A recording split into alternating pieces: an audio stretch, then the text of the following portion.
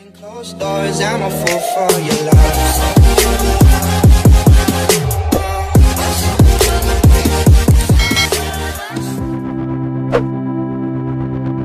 Hi guys, good morning. Welcome to my vlog. So for today's video guys, mag-prepare ako ng breakfast ko. So wala akong maisip na almusal ngayong araw na to sa off ko, kundi ang aking almusal araw-araw sa trabaho.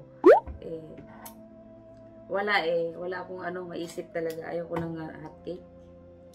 So ito na lang. At ubusin ko na rin tong natira kong yogurt. Ang gagawin ko ngayon ay yogurt with granola and mixed berries. Ito yung kinakain ko araw-araw tuwing umaga. So yan.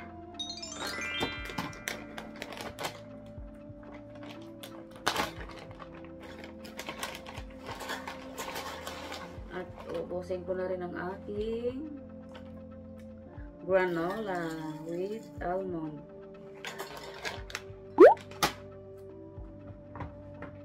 Lagyan natin ang berries. Ay, sira na. Kasi hinugasan ko siya bago nilagay sa ref.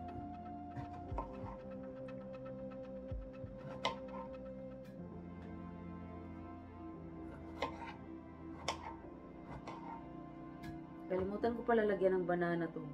Gusto ko may banana dapat. 4 piraso.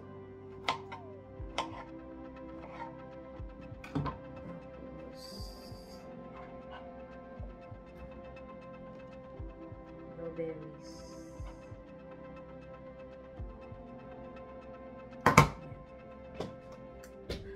Oh! Wala na pala akong stock na raspberries. So, since season ngayon ng berries, mamimitas tayo ngayon sa aking backyard. So, tara guys, samahan niyo ako. Mamitas tayo. Ayan guys, nandito na tayo sa aking backyard. So, dito, mayroon akong tinanim dito na raspberries. At napakadaming bunga, as in. So, ayan. Ayan. Nakakaalam.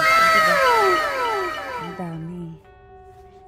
So ngayon, wala akong stock doon sa ref ko dahil nilagay ko lahat sa sa freezer. Kaya ito, kuha tayo ng ilalagay natin doon sa ating almusal.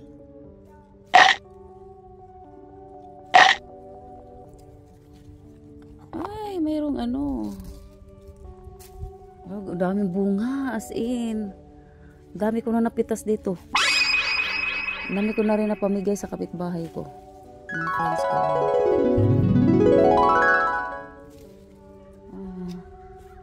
Dami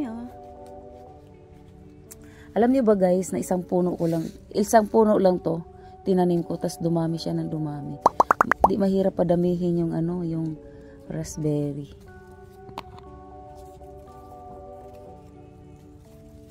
Ayan. Wow, mamaya pipitasin ko lahat yan.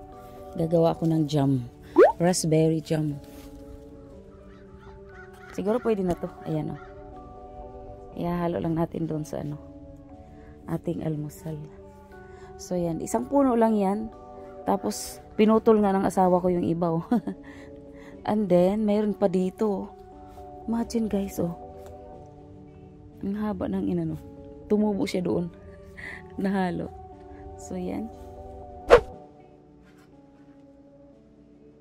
And guys, nugasan natin. At ito na ang ating breakfast. Parang gusto ko siya lagyan ng honey. But naubos na yata yung honey ko. So try ko yung isang klase. Wait. Try ko tong pang ko. Kasi medyo maasim tong raspberry ko ngayon. Ayan, konti lang. Para medyo matamis.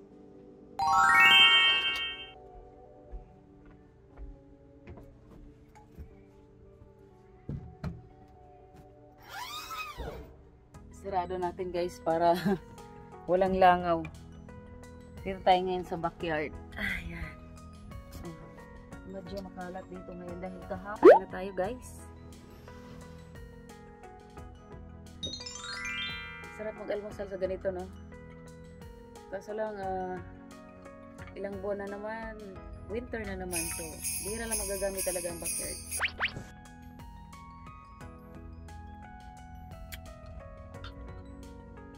Nagkape ako, parang gusto kong kape, kaya yun, nagtimpla ko ng kape.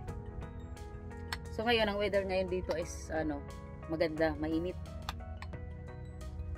Yan, kahapon, Saturday, Sunday, nag-uulan talaga buong maghapon. So, yun. Hindi maganda ngayon. Okay. Hi, thank you.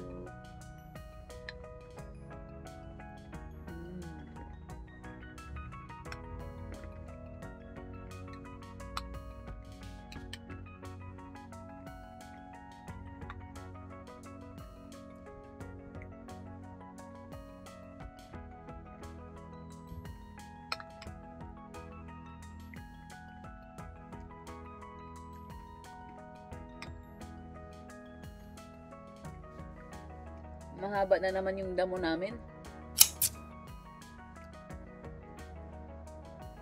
Ang bilis sumaba ng damo dito guys, lalo na pag nag-uulan.